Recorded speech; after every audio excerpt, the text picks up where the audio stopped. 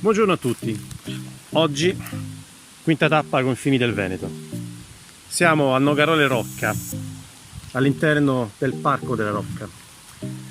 Questo castello è stato edificato nel XIII secolo e doveva entrare a far parte del Serraglio Scaligero. Il Serraglio Scaligero era una fortificazione estesa, una sorta di grande muraglia veneta da Valeggio sul Mincio fino a Villafranca di Verona. Questo serraglio era lungo 13 km, aveva 80 torri ed era costeggiato da un fossato largo 12 metri. Originariamente sarebbe dovuto arrivare fino a qui, a Nogarole, solo che le paludi di Grezzano, che sono qui vicino, resero impossibile realizzare questo collegamento. Nella tappa di oggi quindi ripercorreremo idealmente questa linea di confine fino a raggiungere il lago di Garda. E dove ci sono castelli e torri, i misteri non mancano mai.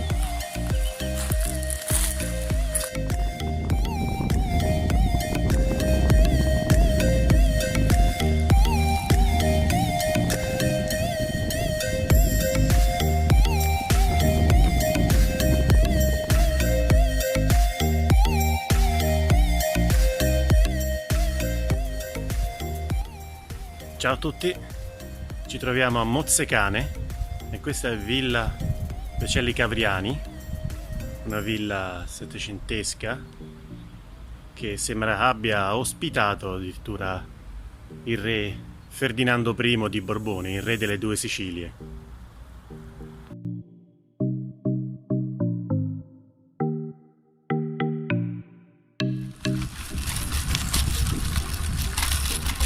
Siamo sulla strada per Valeggio sul Mincio. Ho preso una strada secondaria, per la verità non molto adatta a una bici da corsa come la mia, ma alla fine si può fare, non ha niente di tragico.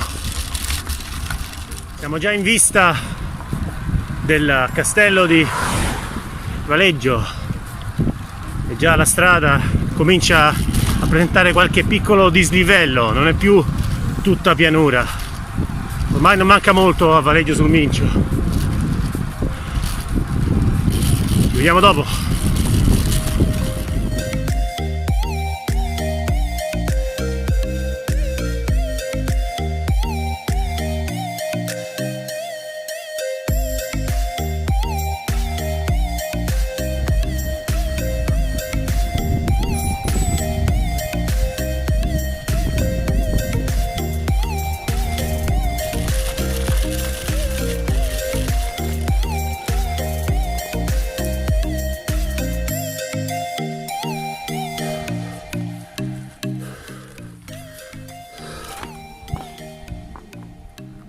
Buongiorno a tutti, oggi 21 maggio 2020, quinta tappa del tour ai confini del Veneto.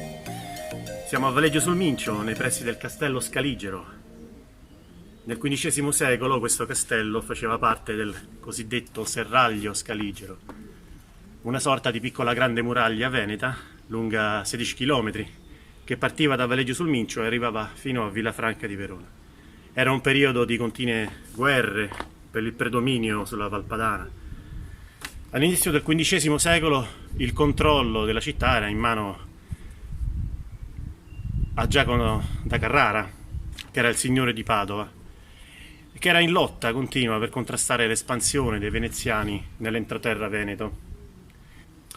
Il castellano di Valeggio, invece, era Andriolo da Parma. Andriolo a un certo punto si rese conto che l'avanzata dei veneziani ormai era inarrestabile e cominciò a trattare segretamente una resa con i veneziani. Ma un giorno questo castellano, Andriolo da Parma, venne tradito e Giacomo da Carrara, il signore di Padova, venne così a sapere di questa trattativa con i veneziani. All'epoca non si andava tanto per il sottile, quindi l'8 gennaio del 1405, in una notte di luna piena, Giacomo mandò un manipolo di soldati a catturare Andriolo da Parma. Lo accusarono di alto tradimento, spezzarono la sua spada, che era il simbolo del potere del castellano, e lo trasportarono a Padova. E qui, senza tanti complimenti, lo squartarono e buttarono il corpo nel fiume. Quindi, secondo la leggenda, nelle notti di luna piena si ode ancora il lamento del fantasma di Andriolo da Parma, che vaga su queste rovine ed è incapace di ritrovare la sua spada spezzata e pertanto continua ad aleggiare su queste mura in preda alla disperazione per quest'onta subita.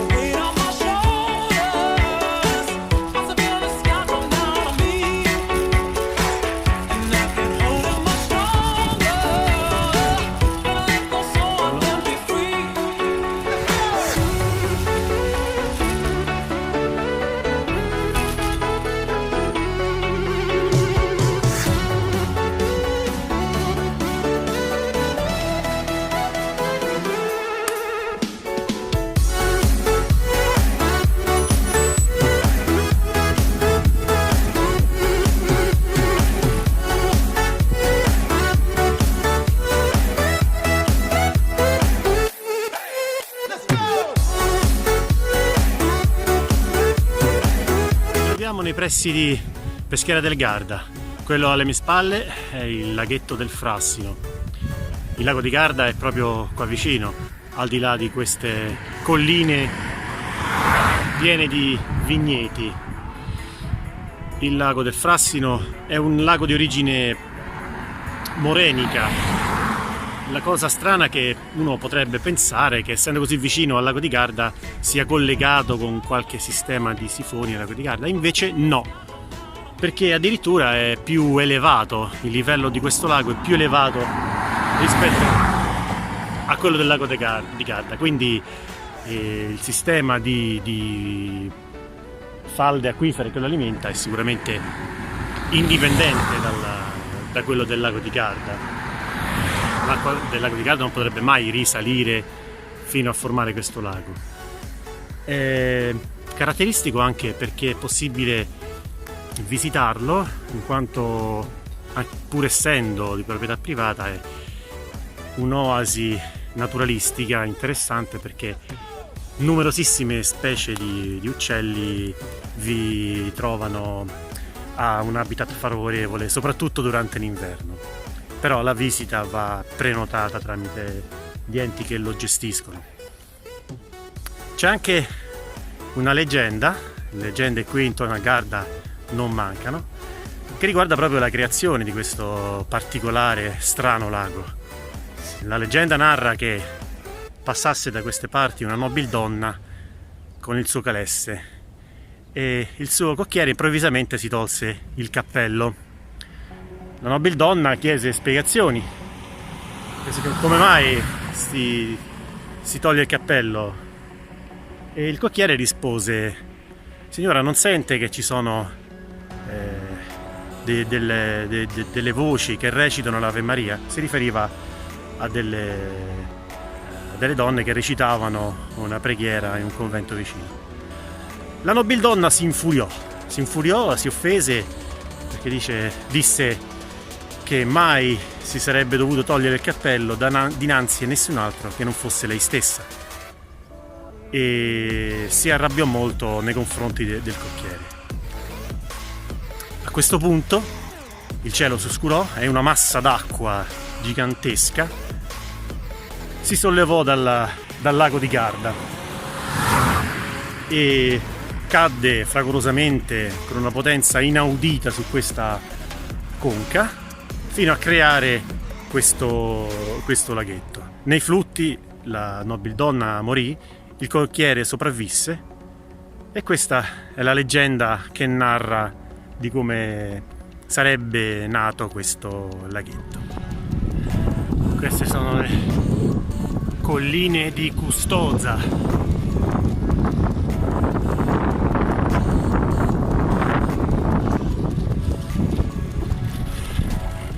Famose per il vino bianco.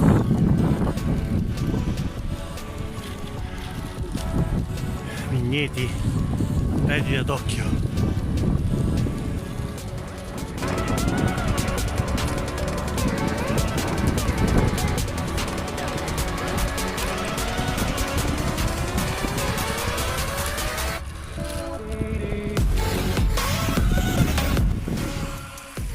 Troviamo alla villa di Canossa, nei pressi di Mozzegano, una località che si chiama Grezzano. La villa di Canossa è stata edificata nel 1700 ed è stata progettata dall'architetto Cristofari, è stata commissionata da Carlo di Canossa. Però la statua attuale è abbandonata.